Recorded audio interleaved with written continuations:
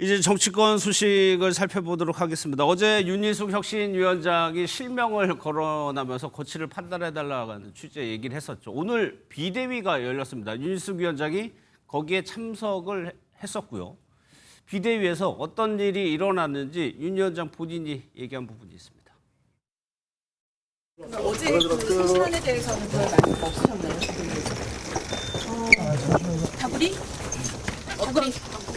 다구리라는 건 안 받아들이겠다는 취지로 다들 말씀하시는데 그게 또 있었던 얘기니까 그냥 다구리라는 말로 요약하겠습니다. 윤 위원장이 기자들의 질문에 이제 은어로 대신을 했습니다. 이제 문매, 몰매 이런 표현을 얘기인데, 그러니까 김 교수님 상상을 해본 윤희숙 위원장이 저 표현을 가지고 비대위 회의를 상상해 보면 모든 사람들이 자기를 공격했다 이렇게 봐야 되는 건가요? 그렇습니다. 지금 보면 이제 본인이 혁신위원장이라고 하기보다는 여의도 연구원장이기 때문에 현직이 예. 아마 그 비대위원 회의에 참석을 한 것 같고요. 아마 분위기가 굉장히 좀 살벌하고 냉랭했다. 그런 분위기로 한번 얘기를 한 것 같은데 그 다구리라는 표현이 보면 조폭 영화에서나 나온 단어거든요. 예. 보통 우리가 조금 순화된 일본식 용어로 보면 학교에서 보통 이지메를 했다. 그러니까 어떤 집단적으로 조금 뭐 집단 린치를 당했다는 그런 건데 예. 다구리라는 표현을 썼다는 건 그만큼 분위기가 험하겠다는 걸 좀 얘기를 하는 것 같거든요. 근데 아마 거기 참석했던 그 비대위원들의 면면을 보면 뭐 성원석 비대위원장부터 시작해서 뭐 김정재 정책위의장이나 정점식 뭐 우리 뭐 사무총장이나 또 김대식 의원이나 보면 그 면면들이 윤희숙 원장을 상대로 해서 다구리를 칠 만한 사람들이 아니거든요. 예. 그러니까- 아니 근데 거기 그 송원석 비대위원장이 당사자잖아요. 그러니까 성원석 비대위원장이 있기 때문에 아마 나머지 분들이 성원석 비대위원장을 왜 이번에 거취 표명하라는 인적 청산의 대상을 올렸냐 하는 부분들 또는 윤희숙 혁신위원장이 왜 지금 이렇게 띄엄띄엄 이렇게 혁신을 내놓느냐 하는 부분에 있어서 어떤 궁금증을 물어봤다는 건데 본인이 다구리를 당했다는 굉장히 강한 표현을 썼기 때문에 예. 아마 비대위원들이 본인에 대해서 어떤 혁신이 안을 또는 윤희숙 위원장이 하려고 하는 그 부분을 막았다고 하는 걸로 이렇게 좀 보이는 상황이거든요. 예. 근데 어쨌든 보면 그 내용이 보면 어쨌든 성원석 비대위원장에 대한 어떤 거취 표명을 얘기했는데 거기에 참석하고 있는 비대위원들이 보면 이 성원석 비대위원장하고 정치적 운명 공동체입니다. 왜냐하면 성원석 비대위원장이 어쨌든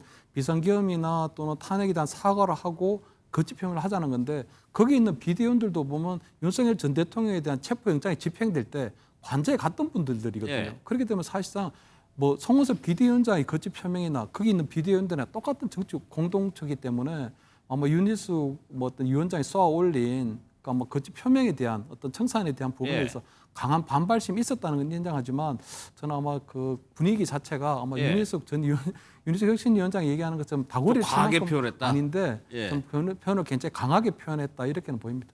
오히려 그러니까 말씀하신 것처럼 김대식 의원 같은 분은 오히려 반대되는 얘기를 합니다. 오히려 윤 위원장을 위로하고 격려까지 했다고 하는데 다른 얘기도 한번 들어보도록 하겠습니다. 그런 것은 전혀 없었다 이런 말씀을 드리고 윤희숙 위원장님이 혁신위원장으로서 고민하고 고심하고 있다는 것을 오히려 위로하고 격려했다 이런 이야기였는데 그거를 그렇게 말씀하시면은 앞뒤가 좀 맞지 않는 것 같습니다. 오늘 오간 대화가 혁신안 자체에 대해서 이제 우리 비대위원들이 궁금한 점을 물어본 겁니다. 그걸 그런 식으로 과하게 표현했다면 그 당시 배석했던 당직자들한테 한번 물어봐도 비대위원 회의가 어떻게 진행되었는지를 알 수가 있을 겁니다. 정반대 얘기를 하는 건데 성취부전 그럼 누구 말이 맞는 겁니까 이거? 사실 저 회의에 들어가 보지 않았기 때문에 알 수는 없습니다만 네. 저는 근데 저 두 분의 이야기를 들을 때 보통 아까 학폭 뭐 이쯤에 이 얘기를 하셨으니까 네. 가해자들이 보통 저렇게 이야기하거든요.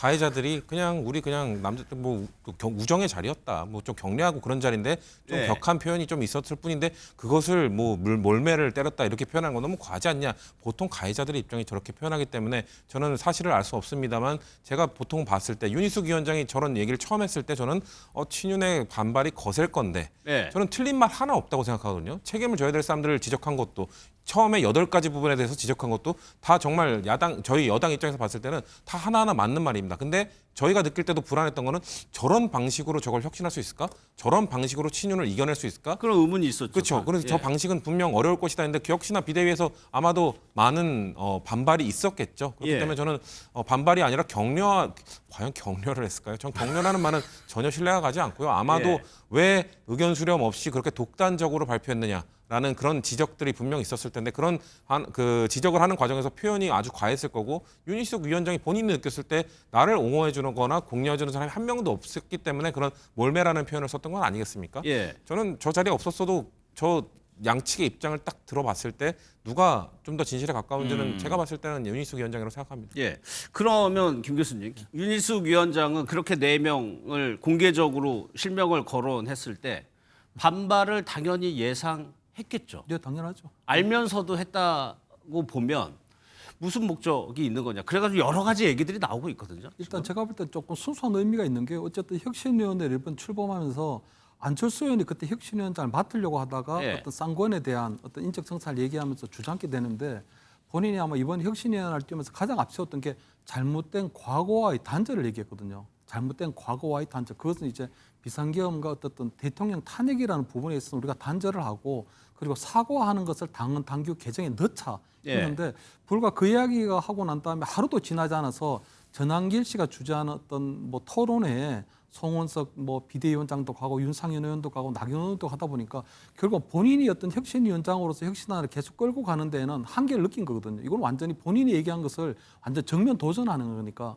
그렇기 때문에 아마 거기에 대해서는 아마 강력하게 본인이 맞부딪혀야 된다는 윤희숙 아마 혁신위원장 원래의 정치 스타일이 좀 나온 것 같고요. 예. 저는 그 대신에 저는 윤희숙 위원장이 조금은 정책임이 좀 부족하다고 하는 게 기본적으로 비상계엄이나 탄핵에 대한 정책 책임 물으려면 친윤계에 좀 집중을 해야 되거든요. 예. 그렇다면 국민의힘의 계파가 지금 보면 크게 이제 친윤, 친한이 나눠져 있다면 친윤계를 청산하려면 친한계를 등에 업고 같이 연대를 해야 되는 부분이 있거든요. 예. 그런데도 보면 본인이 어제 또 어떤 친한계를 향해서 언더 73비라는 단체는 불법 사조직이다 해서 예. 친한계에 대해서도 공격을 해버리기 그렇죠. 때문에 그러다 보면 도대체 윤희숙 혁신위원장이 친윤계도 청산해야 된다. 친한계도 불법 사조직파다. 이래버리면 본인이 도대체 이 혁신위를 꾸려나갈 동력을 어디서 얻을 것인지. 예. 그래서 저는 윤희숙 혁신위원장이 나름대로 의도는 굉장히 좋으나 정치 경험이 부족해서 버렸다는 그런 어떤 독불장군적인 그런 예. 정치 스타일이 지금 혁신 전체를 조금 자초시키려고 하는 상황이 아닌가 이렇게 보입니다. 아니 뭐 일각에서는 뭐 장해찬 전 최고 같은 경우는 자기 정치 이런 표현도 쓰던데 그럴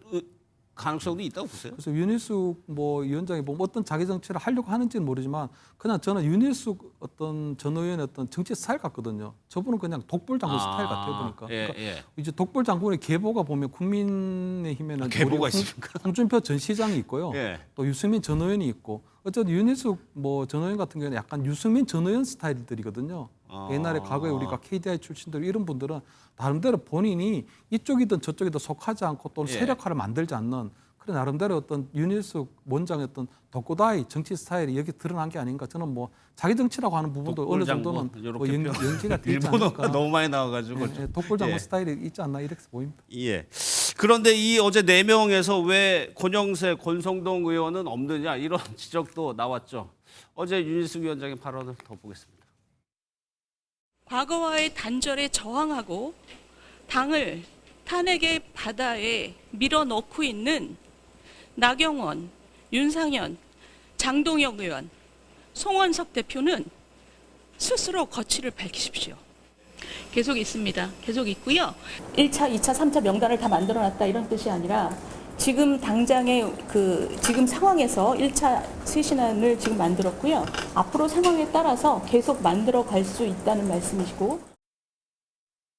저 얘기를 들어보면 윤 위원장은 일단 계속적으로 발표나 이런 걸 할 것 같아요. 그리고 왜 아까 말씀하신 것처럼 쌍권은 없고 저 예. 4명이 있는가. 사실 쌍권은 일단 비대위원장과 원내대표직을 내려놨잖아요. 그러니까 저는 윤희숙 위원장이 저 사람들한테 뭐 불출마 선언을 해라, 차기 총선, 거취를 표명하라, 뭐 정계 은퇴를 선언하라 이런 차원이 아닐 수도 있다고 생각하거든요. 예. 예를 들면 장동혁 의원 같은 경우, 나경원 의원 같은 경우 차기 전당대회 설이 아직도 나오고 있거든요. 뭐 장동혁 의원은 지금 친윤의 새로운 카드로 밀고 있다 이런 얘기도 나오고 있는 상황이기 때문에 예. 차기 전당대회 불출마 선언 이런 것들을 거취 표명일 수도 있거든요. 그러니까 지금 자신이 윤희석 위원장이 처음 말했던 윤석열 전 대통령과의 절연을 이야기했더니 사과를 이야기했더니 일단 공식적으로 반대했던 사람들 그리고 그 사람들이 왜 그렇게 공식적으로 반대를 하는가? 결국 전당대회에 대한 욕심 때문에 그런 강성 지지층의 지지를 이끌어내기 위해서 그런 발언을 나서서 하는 것 아니겠는가? 그럼 윤희석 위원장 입장에서는 탄핵에 받아 건널라고 하니까 자꾸 왜 탄핵의 강소로 머리를 집어넣도록 하고 있느냐? 그런 사람들 거취 표명하라. 전당대회 불출마 선언하라. 약간 이런 저는 뉘앙스로 들렸기 때문에 예. 그래서 쌍권이 빠져 있는 거라고 저는 보고요. 아마도 추가적으로 뭔가 발표하겠다. 아마 그 처음에 말했던 8가지 있었잖아요. 예. 8가지 사항 중에 지금 이 4명에 해당하는 건 몇 가지밖에 안 돼요. 그러니까 나머지 8가지 중에서 나머지 사항에 해당하는 사람들을 2차, 3차로 아마 그들에 대한 뭔가 요구, 거취 표명이 될 수도 있고 그들에 대한 뭐 직접적 요구 이런 것들을 추가적으로 자기는 하겠다라는 저는 선언으로 봤습니다. 예, 이 4명이 일단 잠재적 당권 주자들을 겨냥했다는 말씀이시죠. 오늘 마침 장동혁 의원이 저희 MBN 유튜브에 출연을 해서 관련해서요. 입장을 밝혔습니다. 그 내용 한번 먼저 들어보겠습니다. 전혀 공감이 안 됩니다. 행사가 있거나 세미나를 개최한다거나 했을 때 원내대표는 그 자리에 가서 축하해주고 격려해주고 축사를 하는 것이 기본적인 책무라고 이런 행사를 계속한다면 나는 이제 다시 윤상현 의원님 그런 행사에는 내가 가지 않겠다라고 얘기를 하고 들어왔습니다. 우리 당은 이번 행사와 직접적으로 전혀 연관이 없다는 점을 도대체 무엇을 위해서 누구를 잘라내고 누구를 쫓아내고 그렇게 해서 지금 우리가 뭐 쇄신도 다 좋습니다마는 우리가 큰 수술을 할 때 깨어나지 못할 정도로 체력이 약해 있으면 링거 맞고 조금 기다렸다가 수술하는 것도 필요합니다. 몇 사람 지목해서 잘라낸다고 해서 국민들이 그걸 쇄신으로 받아들이고 당원들이 바라는 진정한 쇄신이 그걸까요? 김 교수님, 뭐 언급된 분들은 전혀 받아들이지 않고 있어요. 그렇다면 윤희숙 위원장의 이런 혁신안은 좀 별개로 좀 이게 잘 안 되는 것 같은 느낌이 그렇죠. 뭐 들거든요. 어차피 뭐 윤희숙 혁신위원장이 내세울 수 있는 건 혁신 권고안이거든요. 예. 혁신안에 어떤 실행력이 담보돼 있지 않고 강제력이 없는 혁신 권고안이 불과하기 때문에 저는 아마 지금 뭐 이 송은석 비대위원회에서 혁신 권고안을 받아야 용인이 있지만 그렇다고 해서 윤희숙 혁신위원장이 직접적으로 누구에 대한 어떤 뭐 거짓 표명을 요구하는 이런 부분에 대해 굉장히 불쾌할 수 있는 상황이라고 보고요. 저는 지금 4명에 대한 어떤 거짓 표명 결국은 다음에 2선 후퇴했다가 다음에 총선에 불출마로 이어지기 때문에 예. 저분들 같은 경우에는 자기의 정치적 어떤 생명이 달려 있는 그런 부분이거든요. 예. 그렇기 때문에 아마 극렬하게 아마 반발을 할 수밖에 없는 부분이 있고 또 하나는 뭐 윤희숙 어떤 혁신위원장이 지금 보면 최고위원제를 폐지하겠다고 했거든요. 그리고 당대표 제왕적 당대표를 두고 최고위원제를 폐지해서 이번 새 전당대회부터 적용하자고 그런 것도 했는데 있었죠. 예. 저는 친윤에서 볼 때는 더 이상 내버려둬서는 안 되겠다고 생각하는 부분이 저는 거기라고 보이는 거거든요. 왜냐하면 지금 사실 국민의힘은 완전 친윤의 세상입니다. 어쨌든 지금 송원석 비대위원장을 비롯한 비대위원들이 친윤으로 구성되어 있고 지금 16개 시도위원장을 뽑게 되는데 그 16개 시도위원장이 내년에 지방선거에서도 공천권을 행사할 수 있는 부분이 있거든요. 예. 근데 그 16개 시도위원장 중에서 서울시당만 빼고 나머지 15개 몽땅 친윤계 인사로 이번에 다 교체가 됐습니다. 그렇기 때문에 내년 지방선거까지는 친윤계가 완벽하게 국민의힘을 조직적으로 장악할 수 있는 그 시스템을 갖추어둔 상태거든요. 예. 그렇기 때문에 아마 이번 전당대회에서는 가급적이면 당 대표가 누가 되든지 상관없이 친윤 지도부에서 볼 때는 9명으로 구성되는 최고위원회가 5명의 친윤 최고위원으로만 구성이 되면 예. 최고위원회를 장악할 수 있기 때문에 그 부분이 가장 중요한데 지금 아마 윤희숙 혁신위원장 같은 경우에는 최고위원제를 폐지해버리자 해버리면 예. 나름대로 그거는 지도부의 구성이 달라질 수 있기 때문에 저는 진윤계에서도 이 부분에 대해서도 굉장히 크게 문제를 삼을 걸로 보이거든요. 예. 그렇기 때문에 저는 어떤 형태로든지 이제 윤희숙 혁신위원장이 더 이상 어떤 인적 쇄신을 중심으로 한 혁신안이 발표되지 않도록 어떤 조치가 나오지 않을까 저는 이렇게는 좀 보입니다. 알겠습니다. 또요, 윤희숙 위원장이 어제 이제 친한계도 좀 겨냥을 했는데 언더 73이라고 읽어야 되나요? 아무튼 개파 이익을 추구하는 의원들 하지 말라는 건데 그 얘기 한번 들어보겠습니다. 우리 당은 계파 싸움으로 무덤을 판 오욕의 역사를 가진 당입니다. 근래에는 친한파라는 계파가 등장해서 지금도 언더 73이라는 명찰을 버젓이 달고 활동하고 있습니다. 의원 107명 전원은 계파의 이익을 추구하는 계파 활동을 근절하고 당의 분열을 조장하지 않겠다는 것을 결의하고 그리고 그 서약서를 국민께 제출하십시오. 이렇게 얘기를 하니까 친한계에서도 뭐 당연히 반발을 했습니다. 김종혁 전 최고 같은 경우에는 이게 뭐 안 맞는다라는 취지의 얘기를 했는데 그 얘기까지 한번 이어서 들어보도록 하겠습니다. 김종혁 전 최고가 그냥 유튜브 하는 거라는 취지의 발언입니다. 사실은 포고문 보는 줄 알았어. 굉장히 강한 톤으로 얘기를 하는데 그게 그 당사자들이 가만히 있겠습니까? 거기에는 윤희숙 의원이 좀 잘못 짚은 것 같아요. 왜 잘못 짚었냐면 뭐 언더 73이라는 건 뭐 박상수, 김준호, 유재화 유재화는 당협위원장이고 박상수나 김준호는 아예 당협위원장도 아니에요. 그냥 유튜브 하는 거란 말이에요. 당내 개파라면 실질적으로 무슨 의원들이라든가 이런 사람들이 당내에서 활동하는 걸 주로 중심으로 얘기할 텐데 그런 면에서 조금 정의에 안 맞는다는 생각이 들고. 그러니까 김종혁 최고의 얘기는 현역 의원들도 아니고 그냥 단순하게 모여서 유튜브 하는 거라는 취지거든요. 그러니까 윤희숙 위원장이 왜 굳이 예. 친한계를 지적을 했겠는가? 사실 8가지 아까 말씀드렸던 최초의 우리 뭐 국민의힘에 잘못하면서 8가지 할 때도 당원 게시판 문제를 굳이 넣어가지고 그랬죠. 한동훈 전 예. 대표도 지적을 했거든요. 그러니까 본인은 혁신위원장 한쪽에 치우치지 않고 그냥 우리 당이 잘못했던 거 다 지적하겠다는 의지를 보여준 건 그 당시엔 좀 맞는 방향이었다고 보지만 예. 지금 갑자기 언더 73을 향해서 개파 활동하지 마라. 너네 따로 모이지 마. 따로 어울려 다니지 마. 약간 이런 느낌이잖아요. 그러니까 예. 말씀하신 것처럼 현역 의원들도 아니고 김종혁 최고가 말한 것처럼 현역 의원들이 아니기 때문에 사실 개파라는 거는 불가피하게 생겨날 수밖에 없는데 개파 활동이 문제가 되는 거는 그 개파끼리 똘똘 뭉쳐서 자기들끼리 뭔가 자리를 나누고 뭔가 그 개파가 아닌 사람들을 배척하고 이런 것들이 문제가 되는 거잖아요. 예. 근데 지금 언더 73이 할 수 있는 역할은 힘 권한이 아무것도 없어요. 자신들이 아닌 개파를 뭐 배척하고 배제하고 할 수 있는 권한이 없는 상황에서 너네 따로 어울리지 마 이렇게 얘기하는 게 과연 적절한가? 지금 오히려 저는 모르겠습니다. 타당입니다만 언더 73이 주장하는 거는 친윤이 얘기했던 것들 그리고 아니면 윤석열 전 대통령과 제대로 절연하지 않는 것들 이런 부분들을 지적하고 제대로 해야 된다고 주장하고 있는데 그런 목소리도 못 내게 하는 게 과연 적절한가? 예. 저는 윤희숙 전 위원장이 저쪽은 저 문제에 대해서는 잘못 짚은 거라고 저 개인적으로 생각합니다. 예. 당사자들의 언더 73이 오늘 라이브 방송을 했다고 하는데 뭐라고 답을 했는지 한번 보겠습니다. 안녕하세요. 국민의힘의 양대 불법 개파 조직 중 하나인 언더 73 목요일 방송 시작합니다. 사실 윤희숙 그 혁신위원장이 말씀하시는 그 혁신안을 사실 저희는 이 불법 개파 방송에서 계속 주장해 왔지 않습니까? 그렇죠. 당 쇄신해야 되고 인적 청산해야 된다고. 근데 본인이 말씀하실 때는 혁신이고 우리가 하는 것은 불법 개파면 이게 뭐가 되는 거예요? 당에서 이제 당직 못 맡아가지고 지금 이렇게 되는 건지라는 생각도 들더라고요. 국민의힘이 여기저기서 좀 파열음이 들리는 양상에 또 한 곳이 있습니다. 바로 앞서 저희가 짚어드렸던 전한길 씨가 국민의힘의 당원이었다는 점이 뒤늦게 알려졌습니다. 그 얘기 먼저 들어보겠습니다. 공식적으로 저도 공개합니다. 저도 국민의힘 당원 가입했습니다. 저러다가 전한길이 뭐 국회 출마하려고 하나 그렇지 않습니다. 저는 선출직에 출마하지 않습니다.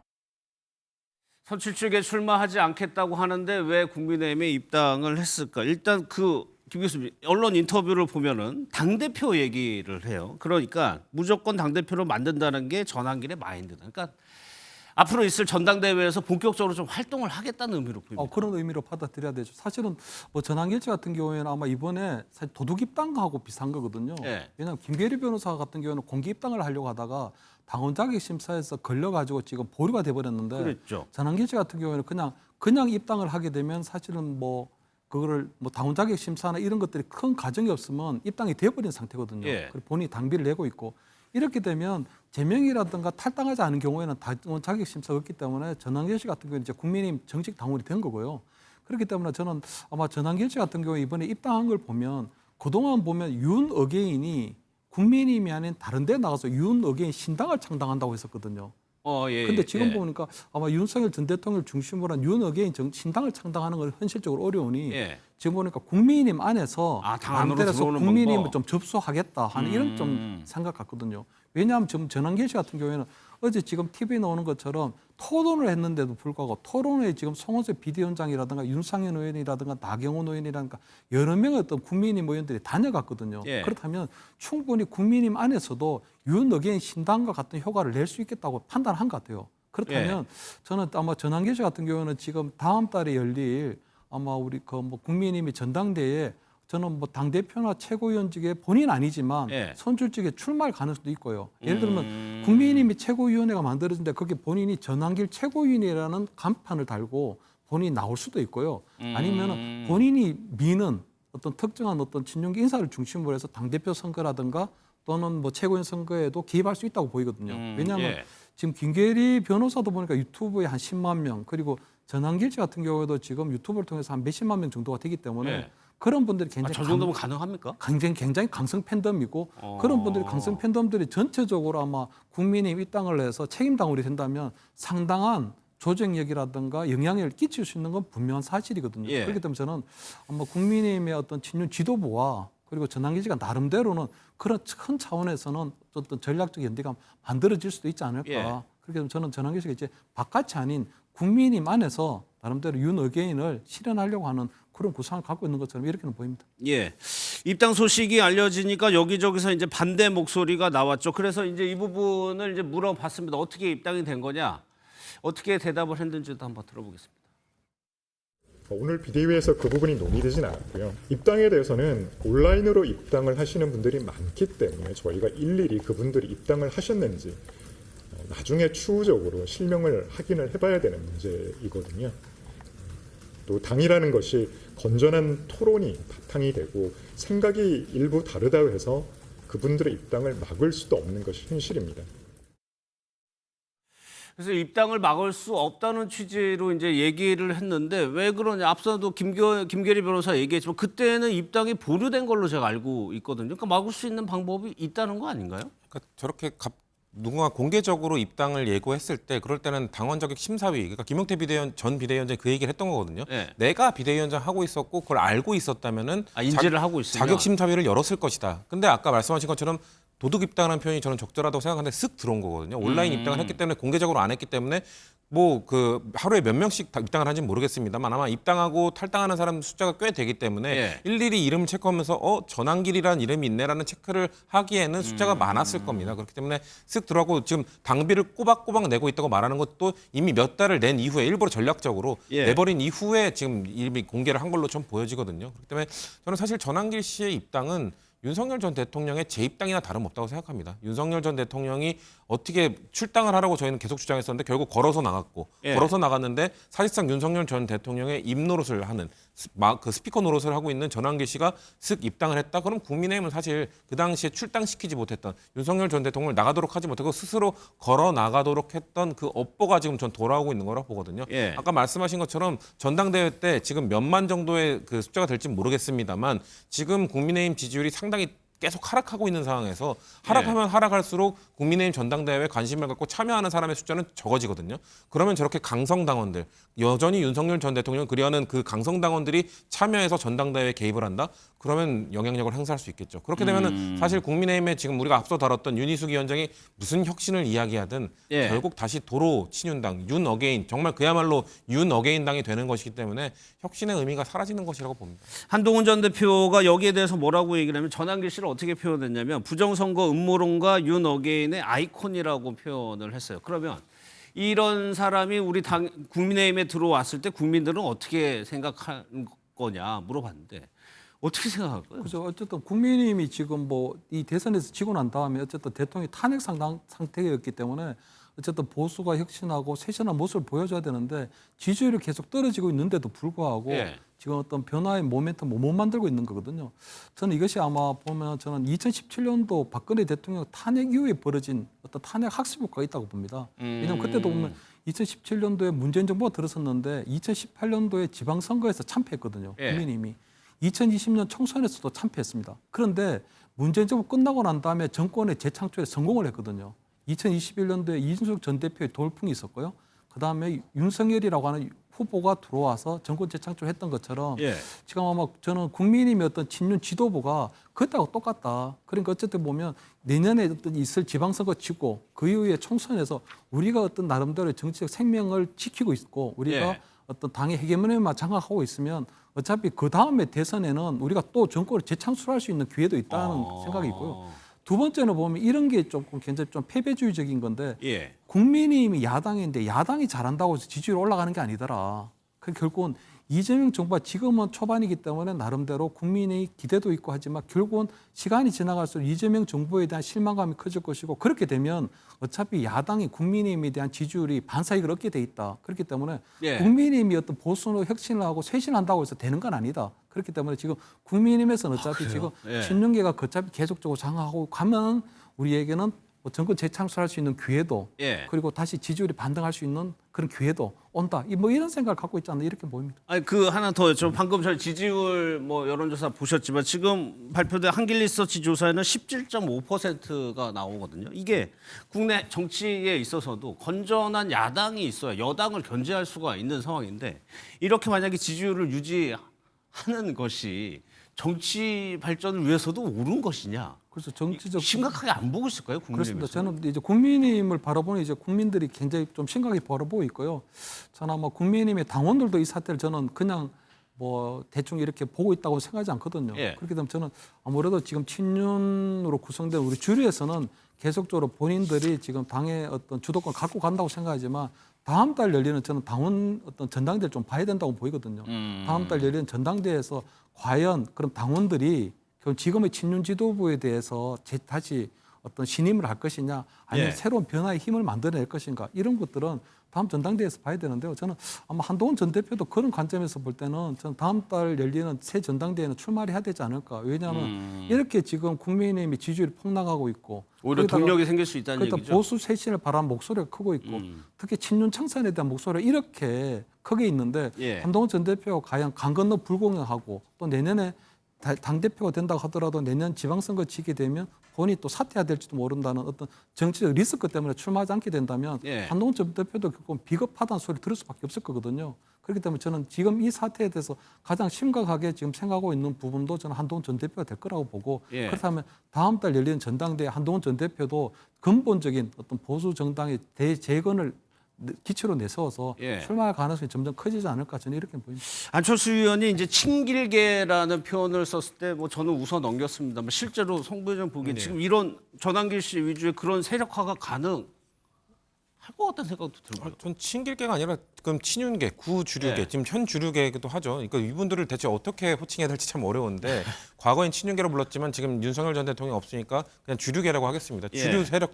주류 세력들의 그냥 전환길이라는 스피커가 더해진 겁니다. 그러니까 전환길 씨를 중심으로 당이 아마 운영될 게 아니라 기존의 기득권을 공고히 하고 있는 친윤 세력들. 근데 그들이 뭔가 윤석열 전 대통령에 대한 메시지를 내는 거는 그래도 좀 부담스러워하고 있거든요. 예. 절연은 하는 거에 대해서 반대하더라도 사과하는 거에 대해서는 반대하더라도 뭔가 윤석열 전 대통령을 옹호하는 발언 이런 것들은 부담스러워하고 있었는데 그런 메시지를 내줄 사람이 지금 당에 들어온 거죠. 그렇기 때문에 아마 전환길계가 새로 생기는 것이 아니라 그 친윤계가 좀 더 우클릭을 하게 되는 현상이 나타날 거라고 저는 봅니다. 알겠습니다.